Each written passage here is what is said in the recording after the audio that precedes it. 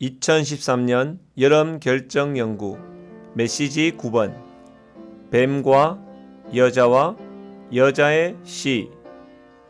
우리는 지난 메시지에서 창세기 1장과 2장의 결정들을 보았습니다. 이 메시지에서 우리는 창세기 3장에 왔습니다. 뱀과 여자와 여자의 시입니다. 로마숫자 1번입니다. 로마숫자 1번에서 창세기 3장 15절을 우리에게 보여줍니다.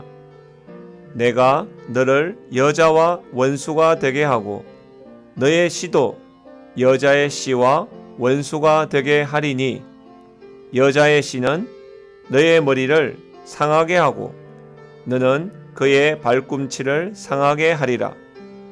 이 구절에서 우리는 네 가지를 볼 수 있습니다. 첫 번째는 여자입니다. 두 번째는 뱀의 씨입니다. 세 번째는 여자의 씨입니다. 네 번째는 여자의 씨가 뱀의 머리를 상하게 하고 뱀은 그의 발꿈치를 상하게 한다는 것입니다. 다시 한번 반복해 보겠습니다. 네 가지 중점입니다. 첫 번째는 여자입니다. 두 번째는 뱀의 씨입니다. 세 번째는 여자의 씨입니다. 마지막으로 여자의 씨는 뱀의 머리를 상하게 하고 뱀은 그의 발꿈치를 상하게 할 것입니다. 먼저 여자를 보겠습니다. 여기에서의 여자는 세 가지를 상징합니다. 첫 번째는 하와를 상징합니다. 두 번째는 처녀 마리아를 상징합니다. 세 번째는 여자의 위치에 서서 하나님을 신뢰하는 하나님의 모든 백성을 상징합니다. 다시 한번 반복해 보겠습니다. 이 여자는 세 방면을 상징합니다. 첫 번째는 하와입니다. 두 번째는 마리아입니다. 세 번째는 하나님의 모든 백성을 상징합니다. 특히 여자의 위치에 서서 하나님을 신뢰하는 하나님의 모든 백성을 상징합니다. 여기에서 뱀과 여자가 원수가 된다는 것이 있습니다. 이것은 무엇을 의미합니까? 그것은 바로 사탄과 하나님의 모든 백성이 서로 원수가 된다는 것을 가리킵니다. 이 뱀이 하나님의 백성을 미워하고 하나님의 백성에게 대항하여 싸우는 것은 모든 세대에 걸쳐 계속될 것입니다. 사탄이 가인을 선동하여 아벨을 죽였을 때부터 시작합니다. 그리고 언제까지입니까? 사탄이 영영 불못에 던져질 때까지입니다. 두 번째로 보아야 될 것은 바로 뱀의 씨입니다. 3장 15절에서 너의 씨도 여자의 씨와 원수가 되게 한다고 합니다. 여기에 너의 씨는 바로 뱀의 씨를 가리킵니다. 이 뱀의 씨는 무엇을 상징합니까?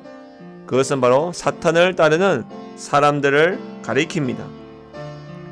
옛 뱀인 사탄이 자신을 죄의 본성으로 사람의 육체 안에 주입했기 때문에 모든 사람이 하나님께서 보시기에 뱀들이 되었습니다. 우리가 바로 뱀들이 된 것입니다. 무엇으로 말미암아요? 죄의 본성으로 사탄의 죄의 본성을 우리 안에 주입했기 때문에 우리가 뱀들이 된 것입니다. 하나님의 보시기에 그렇죠. 하나님의 보시기에 우리는 뱀들이 되었습니다. 사탄을 따르는 이 사람들은 바로 사탄의 아들들이며 사탄의 씨입니다. 그러므로 이들은 뱀의 본성과 뱀의 생명을 가지고 있습니다. 그리고 이들은 사탄에게 이용을 당해서 여자의 씨를 박해하는 것입니다. 그리고 여자의 씨에게 대항하여 싸웁니다. 다시 한번 간단히 이 두 번째 중점을 정리해 보겠습니다. 이 뱀의 씨는 사탄을 따르는 사람들을 가리킵니다. 뱀이 죄의 본성 우리 안에 주입함으로 말미암아 우리 모든 사람이 하나님께서 보시기에 뱀들이 되었습니다. 그리고 이 뱀의 씨는 여자의 씨를 박해하고 여자의 씨에게 대항하여 싸웁니다. 세 번째로 보아야 할 것은 바로 여자의 씨입니다. 이 여자의 씨는 먼저 예수 그리스도를 가리킵니다. 그 다음에 이기는 믿는 이들을 가리킵니다. 먼저 이 여자의 씨는 주 예수님이십니다. 이분은 바로 처녀 마리아에게서 태어나시어 사람이 되신 하나님이십니다. 이사야 7장 14절에 이 부분이 예언되어 있습니다. 이 예언의 성취가 마태복음 1장 23절입니다. 그리고 갈라디아 4장 4절에서 이 부분을 확증해 줍니다. 두 번째로 더 전진해서 이 여자의 씨는 이기는 믿는 이들을 가리킵니다. 그것은 바로 요한계시록 12장 5절에 이 사내아이가 나옵니다. 사내아이는 누구를 가리킵니까? 이 사내아이는 하나님의 백성 중에서 더 강한 이들인 바로 이기는 믿는 이들입니다. 이 여자의 씨가 계시록에 갈 때에 사내아이로 상징된 이기는 믿는 이들로 확대되게 되는 것입니다. 마지막으로 이 중점에서 보아야 할 것은 여자의 씨는 뱀의 머리를 상하게 할 것이고 뱀은 그의 발꿈치를 상하게 할 것입니다. 주 예수님이 언제 뱀의 머리를 상하게 했습니까? 그것은 바로 십자가에서 죽으심으로써 죽음의 세력을 가진 자 사탄을 멸망시킨 것입니다. 뱀은 언제 그의 발꿈치를 상하게 했습니까? 역시 그분의 발을 십자가에 못 박음으로써 그분께 상처를 입혔습니다. 여기까지 로마서 1번의 네 가지 중점을 보았습니다. 다시 한번 간단하게 반복을 해보겠습니다. 로마서 1번은 창세기 3장 15절 우리에게 보여줍니다.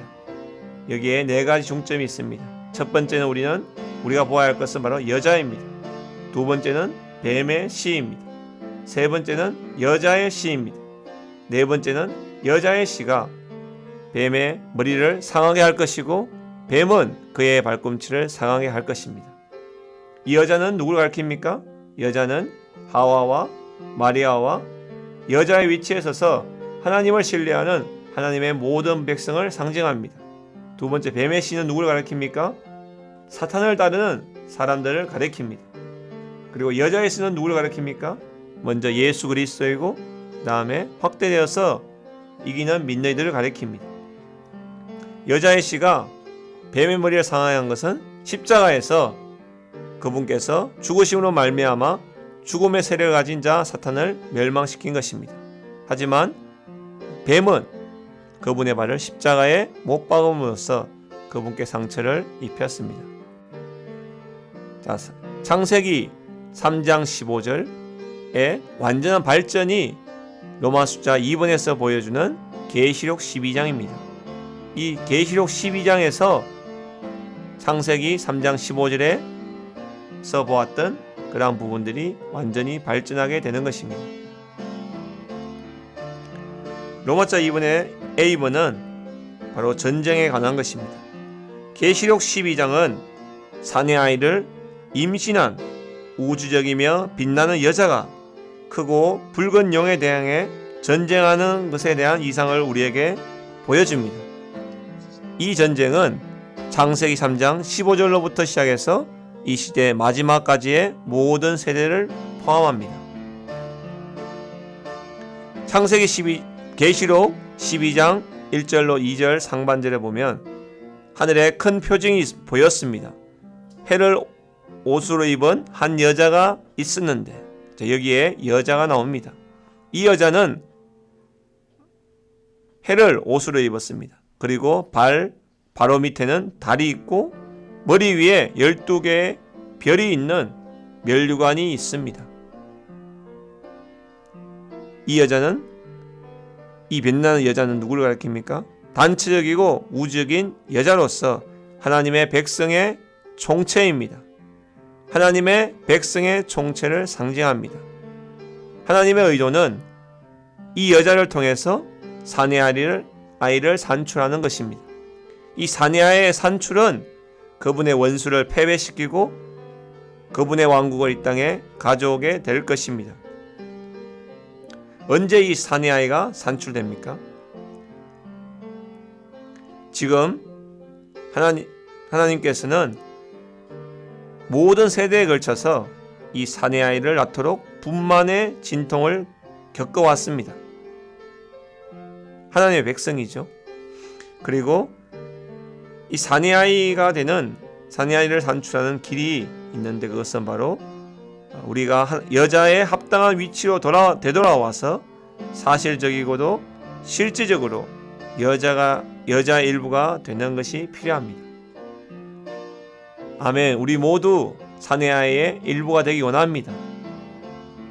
그렇게 하기 위해서 우리는 여자의 합당한 위치로 되돌아와서 여자의 일부가 될 필요가 있습니다. 자, 여기에 여자에 관한 발전을 볼 수 있죠. 다음은 뱀입니다. 이 뱀이 발전해서 용이 된 것입니다. 계시록 12장 3절 상반절과 4절 하반절에 보면 또 다른 표징이 있는데 그것은 바로 크고 붉은 용 한 마리가 있었는데 이 용이 여자가 해산하면 바로 그 아이를 삼키려고 해산하는 여자 앞에 서 있는 것입니다. 이 용은 마귀라고도 하는데 하나님의 원수를 상징합니다. 뱀은 강교하지만 이 용은 잔인한 것입니다. 우리는 우주 안에서 여자인 하나님의 백성과 용인 뱀 사이에 맹렬한 전쟁이 벌어지고 있다는 이러한 이상을 보아야 합니다. 뱀과 여자의 씨가 서로 원수가 된 것은 창세기 3장 15절에 이미 언급되었습니다. 하지만 계시록 12장에 올 때 이것이 드러납니다. 요한계시록 12장에서 이 적대 관계는 최고조에 이릅니다.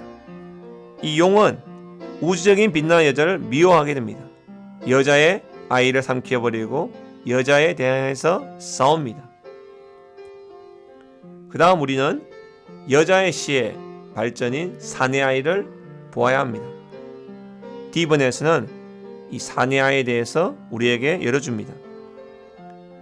계시록 12장 5절 상반절에 그 여자가 아들 곧 새 지팡이로 모든 민족을 다스릴 사내 아이를 낳았습니다.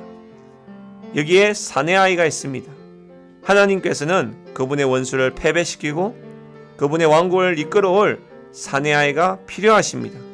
이 사내 아이가 그분의 영원한 목적을 성취할 것입니다. 하나님께서는 교회가 하나님의 목적에 도달하기 원하셨지만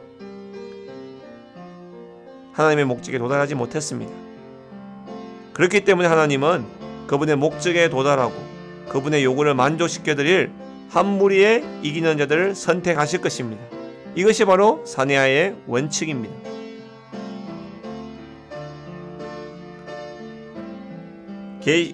요한계시록 12장에 나오는 여자의 씨는 개인적인 그리스도일 뿐 아니라 단체적인 한 실체인 단체적인 그리스도입니다.